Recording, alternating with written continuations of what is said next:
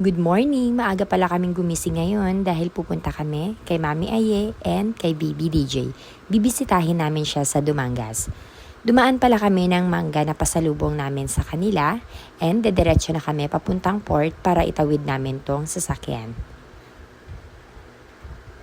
Mas mapapadali kasi yung biyahe namin kapag may sariling sasakyan kami kaysa kung magko-commute kami, mas mahihirapan at mapapagastos kami. Kaya itinawid na lang namin siya para yung mga batang kasama namin mas komportable sila sa biyahe. 20 minutes to travel lang naman going Iloilo City. Kaya madali lang at hindi ka maiinip sa travel. Pang inaantay nga nila na mapuno at makaalis yung Roro, syempre nag-noodles muna sila dahil hindi kami nakapag-breakfast dito. Kita nyo naman, gutom na gutom sila. Char. Lalo na si Abigail, yung malaking tummy niya, hindi pwedeng hindi siya makakain ng maayos niyan. And pumunta kami dito sa may likuran, napakaganda kasi yung view dito. Tignan nyo naman, nakaka-relax, tignan yung mga tubig habang umaandar yung Roro. At nandito na pala kami, diba, ang bilis lang. Papunta na kami ng Dumangas. So, ang travel naman namin, 1 hour mahigit siguro bago kami makarating sa kanila. On the way na tayo, papunta kay Baby DJ and Mami Aye. And syempre, selfie-selfie muna at video-video muna tayo. Maganda daw dito sa kanila kasi pag nakarating tayo sa may pinaka-coastal nila, maraming kainan, kapihan. Syempre, ang pinaka-the best dito na pagkain daw nila is talaba.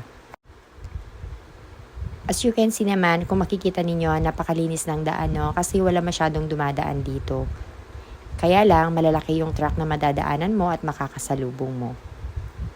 Excited na nga kami kasi nandito na kami sa mismong palengke nila at papasok na kami sa lugar nila. Dahil nandito na nga kami, tulog si Baby at napaka-cute at napaka-pogi ng batang ito, nakakagigil. And syempre, ginising namin siya at ginulo para lang magising namin siya. At tignan nyo naman yung mga bata, feel at home, may kanya-kanya silang sariling buhay. And syempre, habang tinititigan namin at tinitignan si Baby, napaka-cute niya. And syempre, hindi siya magising-gising, tulog lang ng tulog. Nagluto nga pala sila ng mga inihaw na hito, inihaw na isda at inihaw na karne.